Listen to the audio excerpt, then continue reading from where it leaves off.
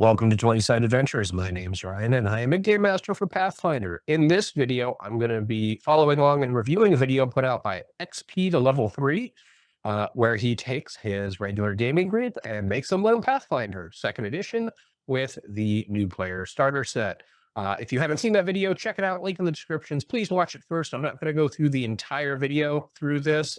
A lot of it's them just playing at the table. There's some fun antics, and they basically do it like a live play. So definitely tune in there. We're going to be kind of skipping through some key components where they talk about 2nd Edition, some things that they like, some things that they didn't like, maybe some things that they didn't know, so it didn't quite work out that I wanted to respond to.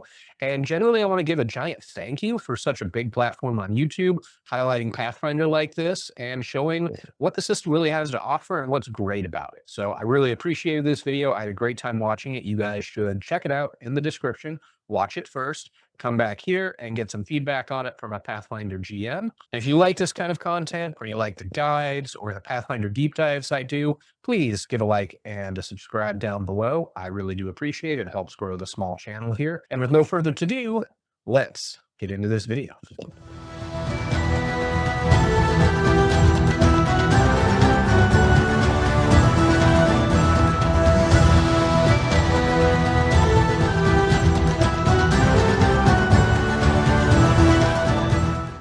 Hey everyone, jumping in here while editing.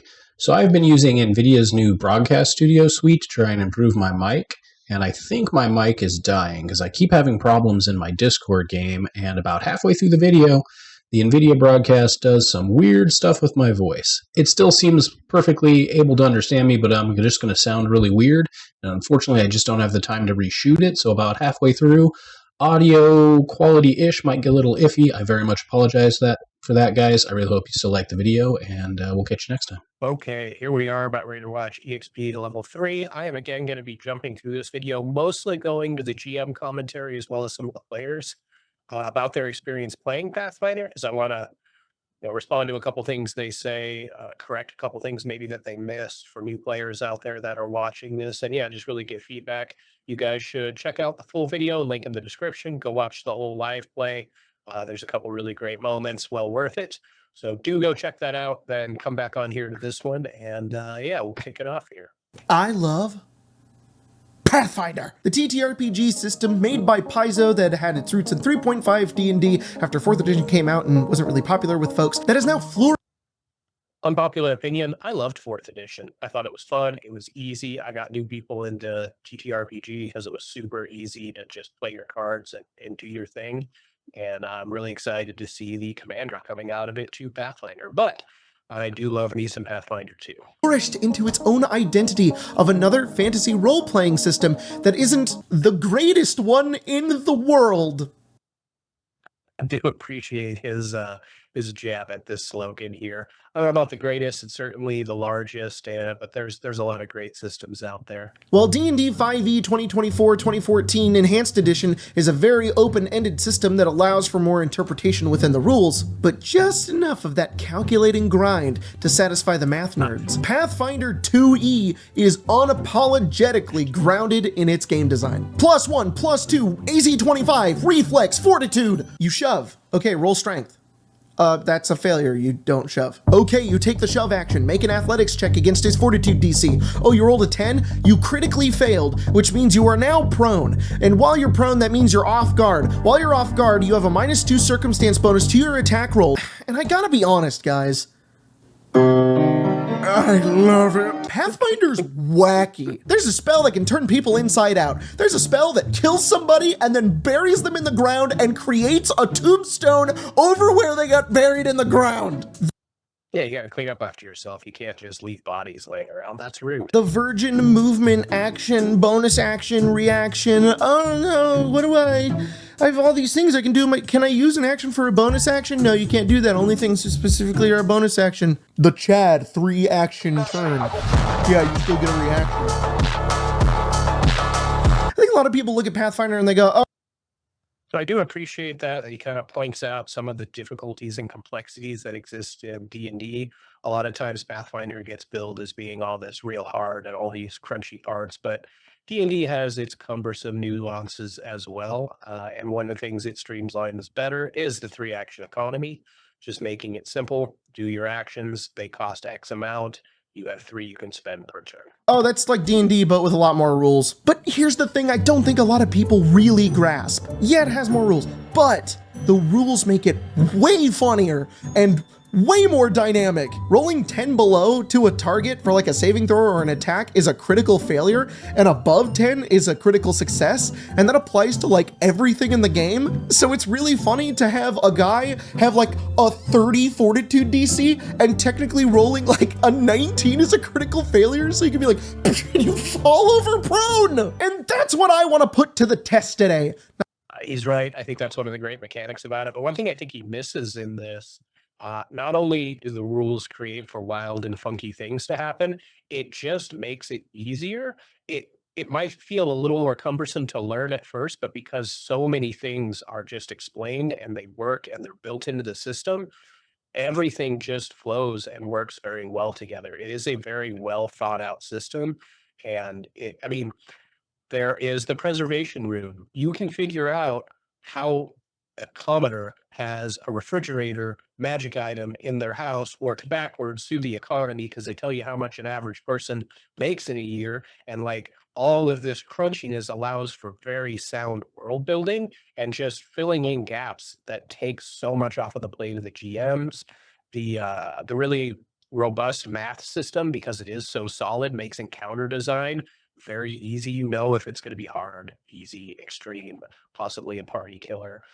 Though I am finding it much harder to wipe a party than I was hoping in this edition. Will have me rant about Death of Pathfinder another time. But all of these rules really just take so much off of the plate of the GM and make the game so much easier to run. Not the prone thing. I think we should all be playing way more Pathfinder. We should be giving it way more of a chance. Myself included. So I gathered all of my friends on a Thursday morning to play the Pathfinder 2e Remaster Beginner box to drill it into our brains. Full D&D lobotomy. We're just gonna take the whole thing out and learn Pathfinder. So, if any of us reference Dungeons and Dragons, myself included, then we invoke the Wizard of the Coast, and we are punished by the Pinkertons sending a cease and desist. I mean, you have to eat a spicy hot wing. I appreciate the hot ones reference. I wish they would have gotten the spicier wings, though. It didn't really seem to impact them as much, but it was fun to watch. It's not unethical. It's fine. Welcome to Dungeon Delve, where we put the fun to the test. Playing Kyra, she got everyone she knows killed. Whoopsie. And she's the only person that survived. I'm not sure she's a good healer, but she worships Seredre. I'm playing Valeros, the fighter. Honestly, his backstory, it's a little bit, it's a little close to home. It's a little bit scary. Yeah, but he likes boobs and beer, so I'm gonna have fun with this. With everybody familiarized with their characters, the adventure... So one thing Pathfinder, or Paizo, I should say, is really great about is their writing. I do not partake much of their content in that regard, but everyone remember Paizo got to start making adventure paths for D&D, and then when the 3.5 split happened, they went and made their own system. So their bread and butter was writing great stories and worlds, and that's reflected if you want to play in Golarion and through the Pathfinder adventure paths. I think this is a great selling point for Pathfinder for newer players, that you can jump into a very well-built world with great adventure paths and have some great fun with your friends. Man, level 1 Pathfinder is so awesome. I like level 1 through 3 a lot in D&D because you have a limited variety of options that you can use. And while that kind of seems to be the same in Pathfinder, there's not a million things everybody can do. AC and hit points being a bit higher than what you would have at level 1 is so nice. To be fair, so do the giant rats. It's just kind of nice that in this combat, in the first part of the game, we don't have characters dying left and right because, oops, a rat got lucky. And to be fair, in D&D, the rats would probably be dying in one hit too, so I guess the stakes are a little lower. Yes and no. I think part of this, definitely it changes because of the math in the system. There are more hit points, but the damage is also higher, and the potentials for crit are technically more frequent with the 10+. But if this was a low risk encounter, low to moderate on the difficulty setting when it was put together. It really should just be eating up a couple resources and letting the players kind of cut through these rats. Or occasionally you might get one that gets a pretty solid crit. Maybe one person gets in some trouble. But for an opening encounter, this shouldn't be designed to really endanger the party. That misses. Okay, I missed all my attacks, but they'll miss too, hopefully. I got a shield. It'll be fine. Actually, you know what? I'm gonna raise my shield. As an action, you can raise your shield, and cool. now you get a +2 that's bonus what to that's AC. for. Yeah. But if you are damaged, it can potentially break your Which shield. kind of sucks because that means that I have to also keep track of my shield's health, I love it. which has the same health as I do. I love it. Your shield can break. Yeah. It's so Forgot cool. about sneak attack. Oh no. Oh. Well, they're dead. Yeah. Yeah. Oh, poor Pepper for getting sneak attack. This is just like the Sunless Citadel.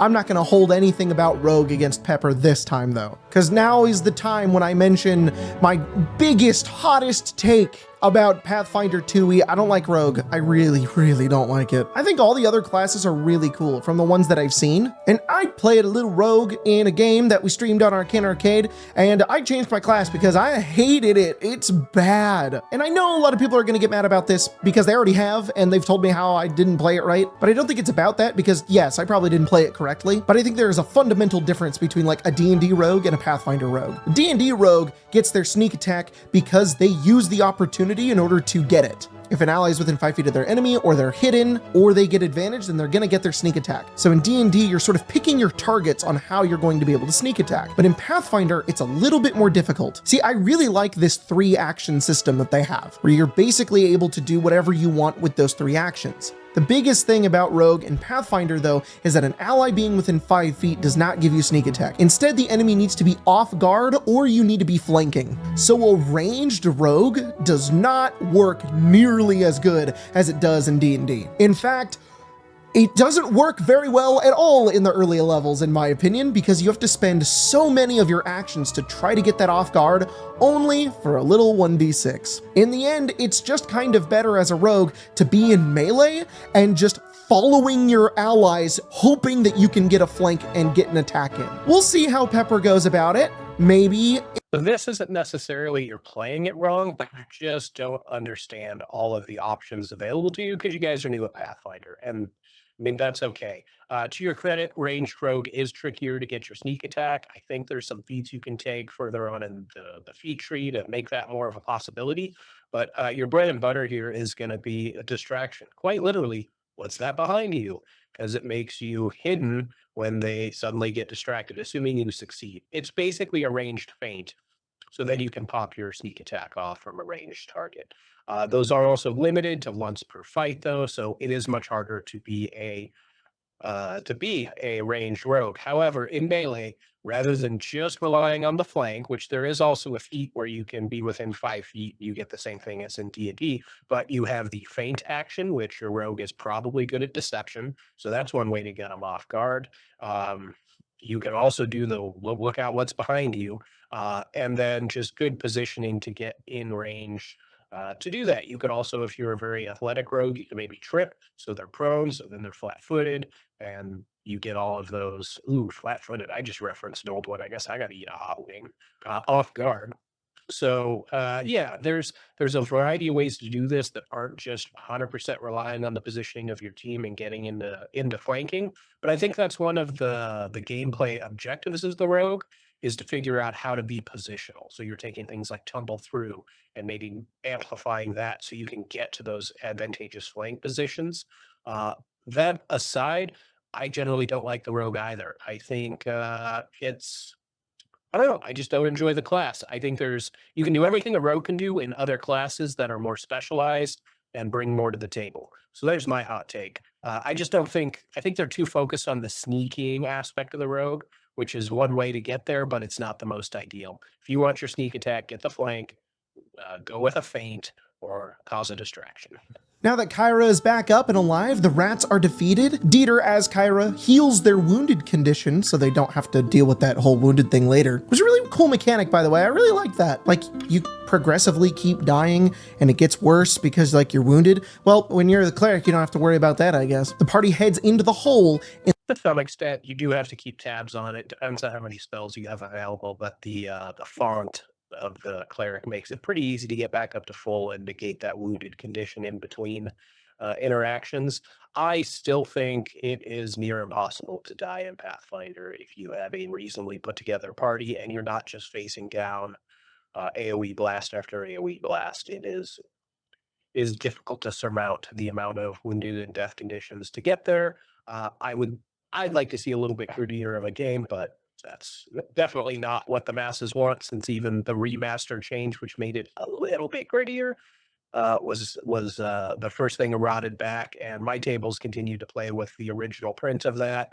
And we still haven't been able to officially kill anyone, but we did get one person that finally had to use a hero point before going to dying 4. So we at least we got close. Hide. The GM rolls your stealth check in secret and compares the rolls to the perception DC of every creature you're trying to hide from. 10 plus its Go like perception. roll in secret this thing. Honestly, valid. You should just do this and go. So there are some checks in Pathfinder, like stealth and perception, where the GM rolls the dice instead of the player. This is to keep some sort of secrecy, because you wouldn't really know how well you stealthed or how well you would have seen normally, which is a really interesting mechanic. I actually really like it. So I might just be old, but this is how we always dealt with stealth and perception things way, way back. I definitely abandoned it through 3.5 Pathfinder because it just became cumbersome, but yeah, I didn't think that was a new rule. I thought that came from D&D way back in the day. Maybe it was just something we all did and took for granted on that front. You can't see the entirety of this room because of the perspective, but you can see what look like webs. Just Shelob's cave. a wee little bit of web. Wee little bit of web. Okay. A wee web? bit of Wee web. web. I give the all clear sign and I go bing, bing, bing, bing. Okay. Oh, that's the all clear sign. Let's move, guys. We talked about before. Small little difficulties allow me to look in my bag of tricks and see what kind of solutions I have. I have a grappling hook. I'll use that and everyone will scale down. If only it were that easy. Does this ledge have like a maybe some rocks that are in it? Mm-hmm. Can I use my grappling hook and You want to tie a rope around it? 10 feet. I do a grappling hook.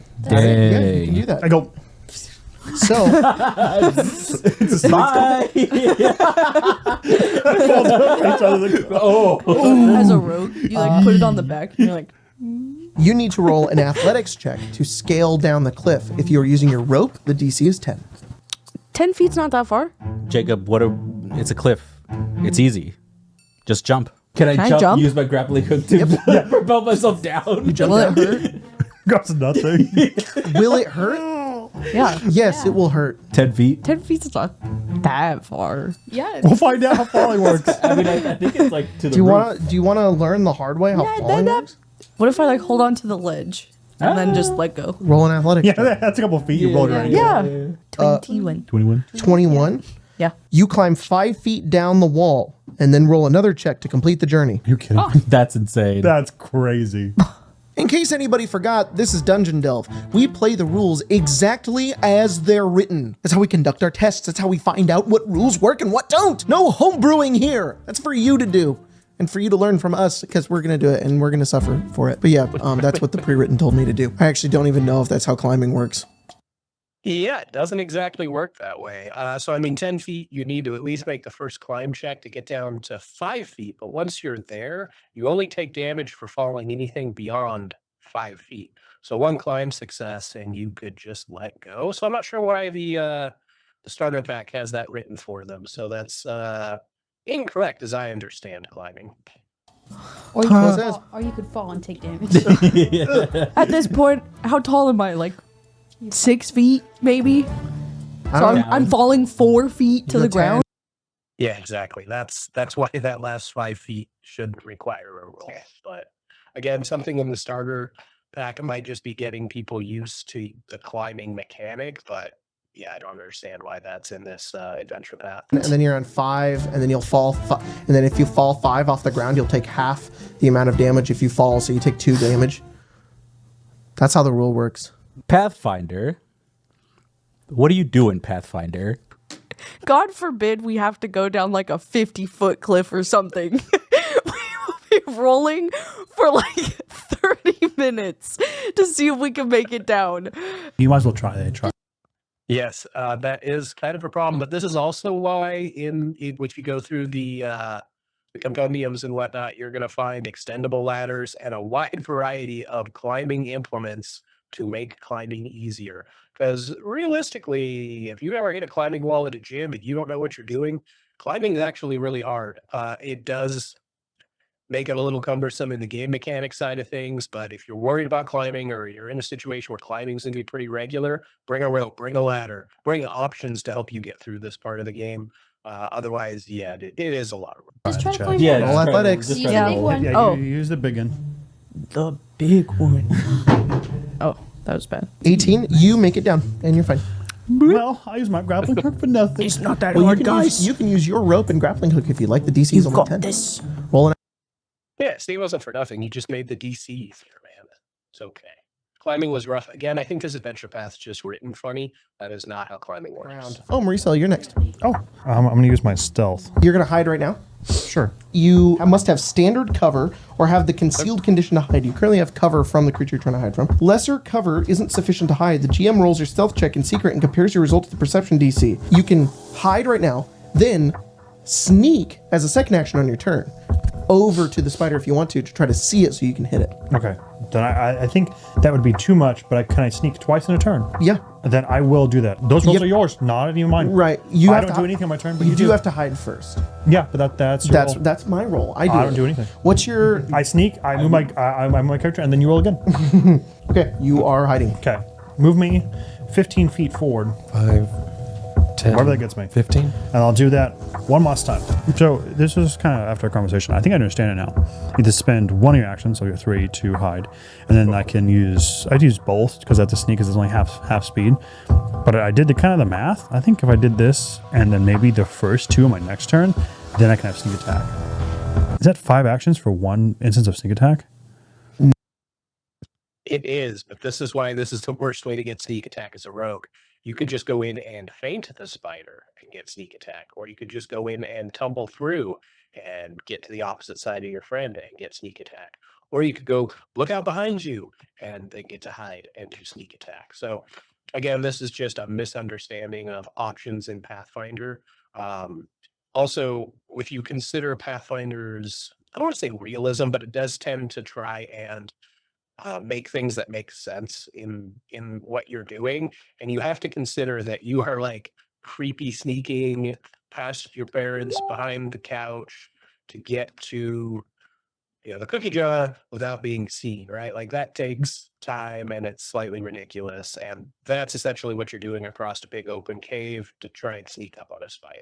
Oh, I'm creeping and crawling if it's still good. Do I have sneak attack? No. How do I know that? I don't? I just tell you that you don't have it. Ooh. Well, Do you know what's funny? You failed your first check. You were never stealth. well, that would have been nice to know. I'm sure there's some reason for it. Some nerd probably decided that. Rogue fun. That's like really. Rogue can be fun, and again, if you were sneaking in past your parents on the couch to get into the kitchen to steal the cookies and they saw you all along and you just kept creeping, you wouldn't know till they barked at you right when you tried to grab the cookies. That's what this is simulating. Again, this is not the best way to get sneak attack on the rogue. Feint, tumble through, get the flank, look out behind you with distraction.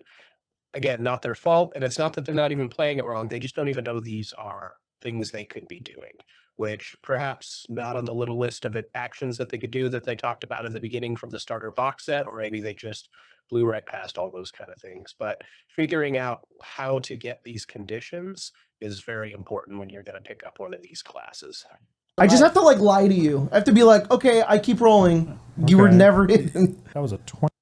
Oh, one other thing on this, and I don't know if this is actually in the rules, but I don't see any reason why after you started sneaking, you couldn't take an action and roll a perception check and be like, do I think they've noticed me? And get that information if you want to continue that activity.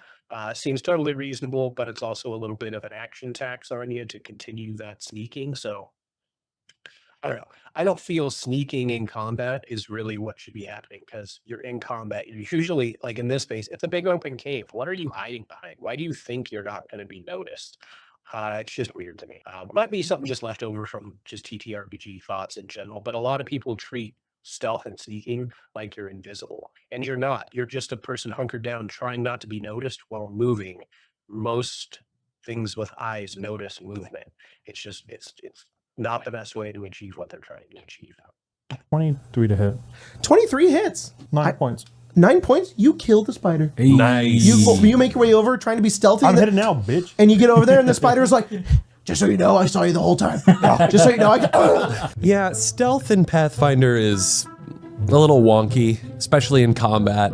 Maybe I'm just not understanding it correctly, and maybe we're missing something here. I don't know. Lord knows that there's plenty of things about this system that I don't get right. But, you know, Rogue's not my favorite. The people that are going to get mad at Jacob for hating Rogue are going to say, well, you need to leave it up to other party members to give you the off-guard condition against the creature or creatures that you're facing, but there's never really a guarantee that anybody's going to do that. There's a lot of Pathfinder 2e that is about working together and synergizing your turns with each other, where this person's ability allows this person to do this, or this person casts a spell that gives this person a bonus to this, right? But there's never a guarantee that that's actually gonna happen. So it's just kind of rough. Marie? So again, I feel like I've just said this way too much. So that gentleman GMs a Pathfinder game on their channels here, and he doesn't understand stealth and combat because I think as gamers, we just have this really weird perception about what you're doing. You're not like poof invisible like in World of Warcraft and running around unnoticed. You are literally trying to get as low as possible and not be seen in the middle of this great big medieval melee happening with monsters and spiders and creep your way around without being noticed. It's just not very likely to happen. And he's right. Your teammates should be trying to help you get in flanks because everyone should be trying to be getting in flanks because -2 to their AC is a huge boon. But also, if you can't achieve that, there's feint and there is make a diversion. Both of those things can create the flat-footed condition for you and get you what you need to make those hits happen. Feint is a fantastic action to be taking. It doesn't have the attack trait on it, so it doesn't count towards your multiple attack penalties, where a lot of maneuvers do, like disarm, trip, shove, those kind of things stack multiple attack penalties, but feint does not. So to spend the action to get the bonus to hit, to then attack with your best to hit, oftentimes very much worth that expenditure of resources. Who goes to the door? Me. Oh, that's a 10-foot ledge to get up to the door. Okay, I climb. Okay, I climb 5 feet, Okay, and then I roll climb athletics. another 5 feet. Roll athletics. 11. 11. You climb up the whole thing. For some reason, it specifies all you need is a DC 10 and you climb up. You can climb. Okay. Yeah, it's You can climb up the in cliff one easily, check, but you yeah. can't climb down in one Yeah. check. So Because this module did something weird on that first check, this is how climbing should work, not how it did earlier. So I don't understand why this starter pack had that. along the path of the hallway is this cliffside that is about 10 feet up that leads to a door that goes into a room with a bowl of water in it that is dedicated to some god of the ocean, I think. So Emma and Jack and Dieter are all trying to climb up the side, and they're all failing their checks and doing a bunch of things to try to get up there. I think Valeros and Breitenbach make their way in there, and they do recall knowledge check, and they discover it's like a part of this god. It's a whole lot of rolling and a whole lot of nonsense. If you really want to watch every gory detail, you can watch the unedited VOD, which is up on Arcane Arcade right now. But anyways, they do all of that and get a potion of healing out of it. Nice. Then they continue forward where they find a room where kobolds are trying to break into a cage to get to some loot. So again, climbing can be rough. Bring an extendable ladder if you have people that are not athletically inclined. Utilize the aid action. Give someone a boost. Give them a +1 or 2 on the roll. Have someone up top trying to do an aid to pull them up. There's solutions, but climbing can be rough. Bring a ladder. This large room looks like it was once a storeroom for a building above. At the far side, you can make out what might have been a cage or cell at some point, but it is now full of crates and barrels. 4 lizard-like creatures the size of human children. They are currently trying to pry open the cell. They're like, Are those some lizard children over there? And so on the Citadel, we had a chance to talk to the goblins. And I keep looking at this skill diplomacy. I don't know. For some reason, that just rings to me like a Pathfinder skill. I think I'll try and use it here. I'm going to walk in. You get right there. They don't notice you. They are currently trying to get inside this cage. Kind of like peek my head around and see what this is. It looks like a door. Like, clang, clang, clang. Ah! Hello, chums. They all turn around. And they all run at you like angry Bilbo to kill you. Roll initiative. Okay, I don't know if it was a language barrier or if they just hate everyone. No creature can ever be friendly, can they? Never. I can never walk into a room and be like, what are y'all up to? What are you guys doing? I thought Pathfinder was supposed to be like cool and woke. Where's my diplomacy with other things? Do we just kill everything in sight and tell them our pronouns as we do it?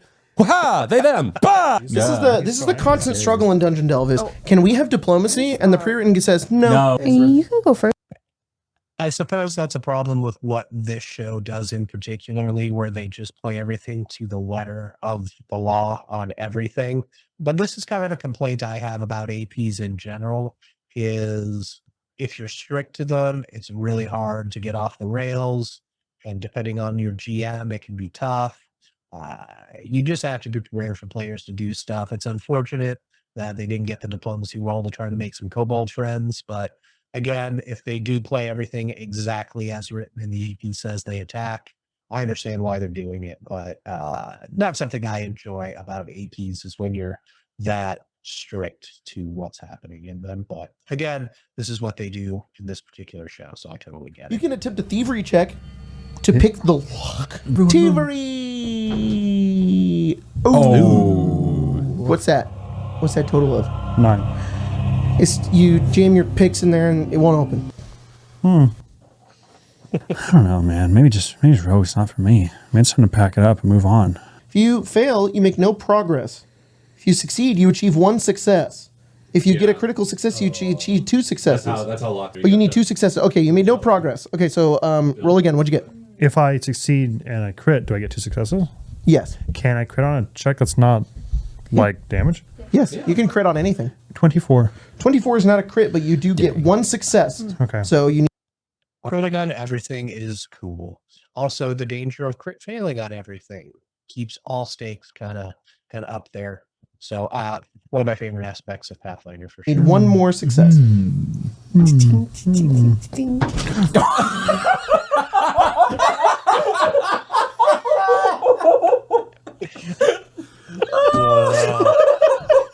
Oh my god! Straight! Roll the party over. And gonna win. You guys are like, hang on, I almost got the lock. And the wall caves in with a boulder. You're like, no, what'd you roll? I think I rolled Natural one. A natural. Oh, you break your tools. Fixing them requires a crafting to repair them, or else swapping the replacement picks. I don't think I have one of those. I ain't got one of those. I don't know. Yeah, I was gonna say like a crap. Nobody has that? No. You're fucked then. Picking locks is so complicated in Pathfinder. I appreciate the idea that there's sort of this tension element added to it. Like if you're in the middle of a heist or something and you're picking the lock, like you need to rack up those successes. Like, oh snap, the guard's coming, or oh, I'm missing out on something. But at the same time, it just kind of gets repetitive and irritating. I don't know. So, Yosu's game mastering for Pathfinder. You need to understand when to have a lock that requires tension and multiple successes, and when you just want an obstacle in the way that gets someone with the thievery skill the option to roll. If it's not really super consequential, then it's whatever. 1 success, you're in.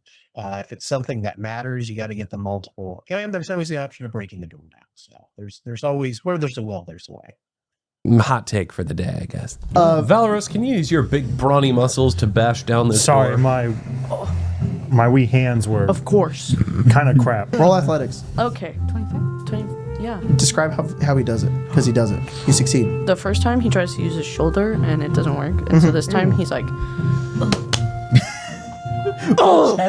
You chest bump. yeah. You chest bump the cage door and you go like this, and it breaks open and pieces of your picklocks come out of it, and the door is now open. Whew.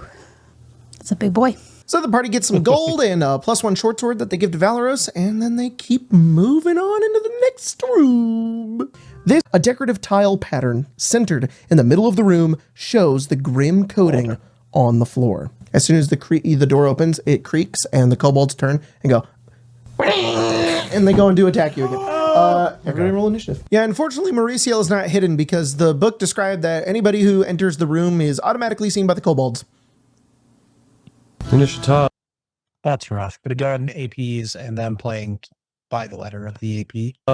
Perception checks. Sorry, Damn. stealth checks. For everybody except you. That's Damn. crazy. All right, you're first. I wish they would have highlighted this because I don't know if a lot of other non-Pathfinder people would catch on to that.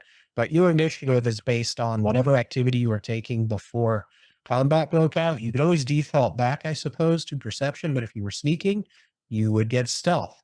If you were like lifting the gate or pushing the door open or doing something physical, you could roll athletics. If you were skirting along the rail on something like on a ledge on a building before you drop down, maybe you could roll acrobatics. If you were investigating something when you suddenly got ambushed and you were like investigating the corpse of something, maybe you could roll medicine. If you can justify an activity you were doing before combat started, you should be able to use that skill for your initiative in Pathfinder.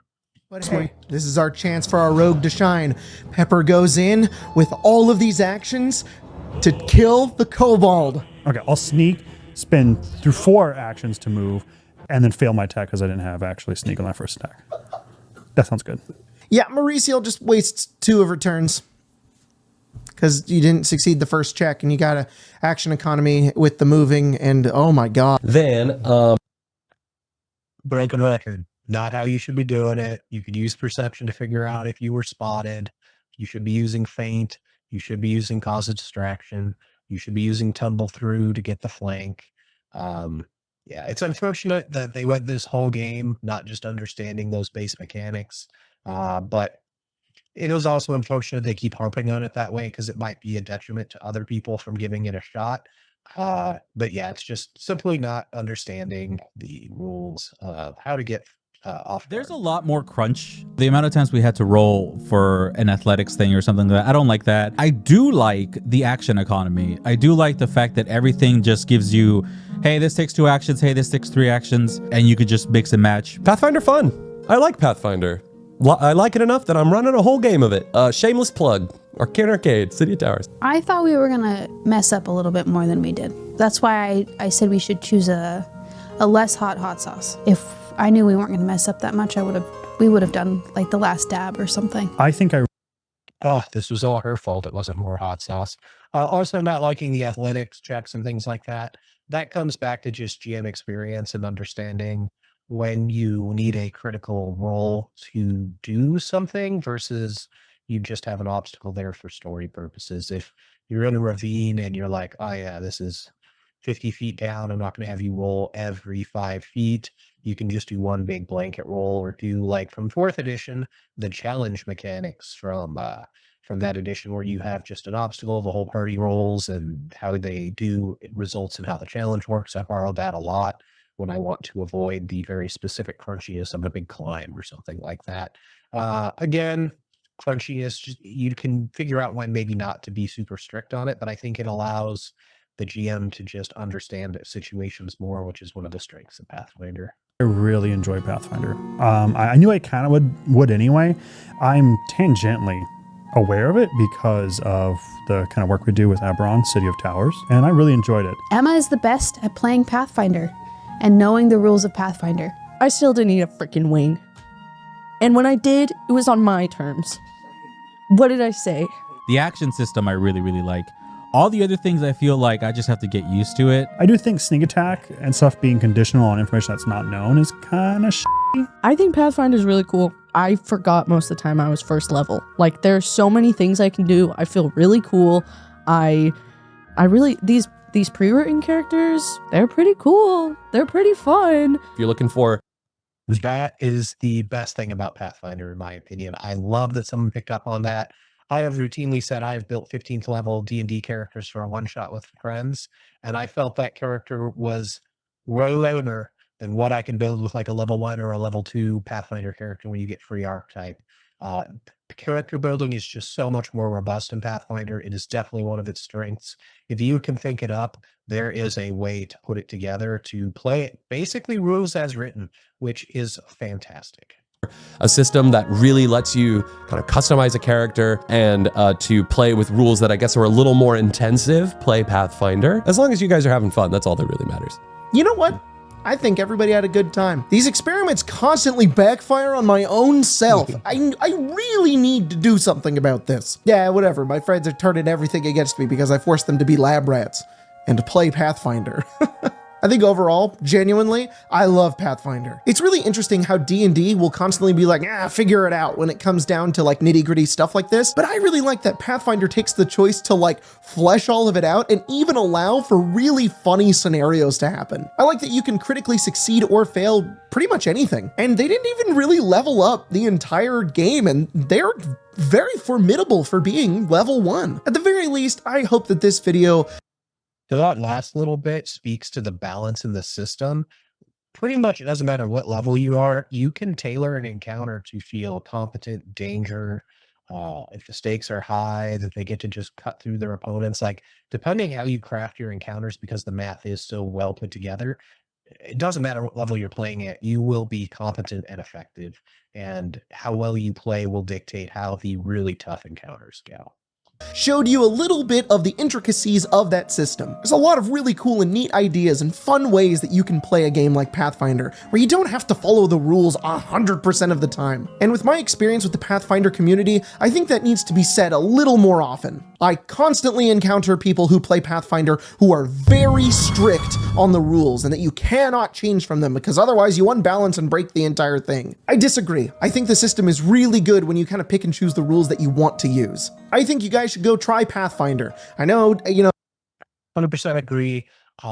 While Pathfinder math is really solid, once you get a pretty good understanding of it, you can figure out where to push a +1 or a -1 or homebrew some stuff that just follows the formula.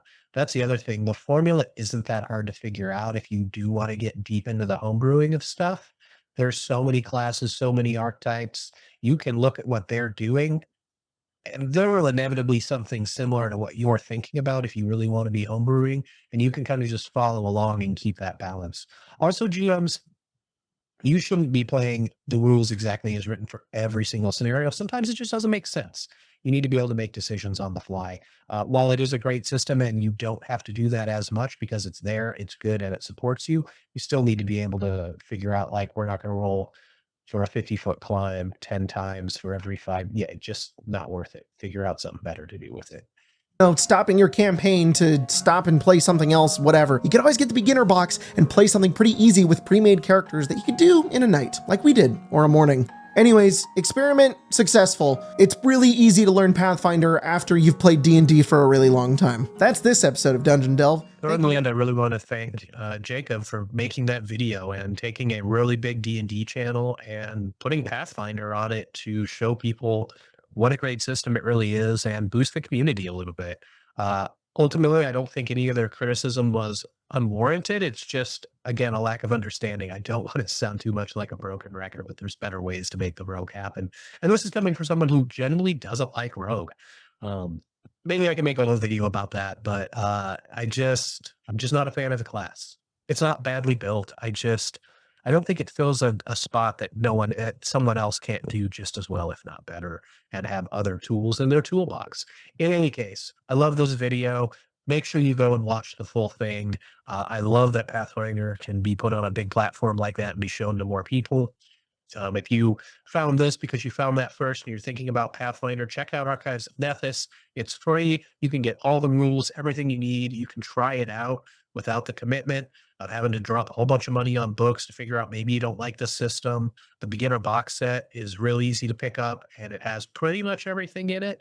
And once you really start to dive into the amount of content Pathfinder has, it is mind-boggling how much classes, archetypes, ancestries, items, unique magic things. There is just so much stuff. There is a mithril waffle iron because you need to make waffles while you're out camping, and a normal waffle iron just takes too much bulk in your backpack and it's too heavy. So you can get a mithril one and cut down on that weight to be able to make delicious waffles when you're out adventuring. And there's even an alchemical item called cooperative waffles that you can make with those waffle irons.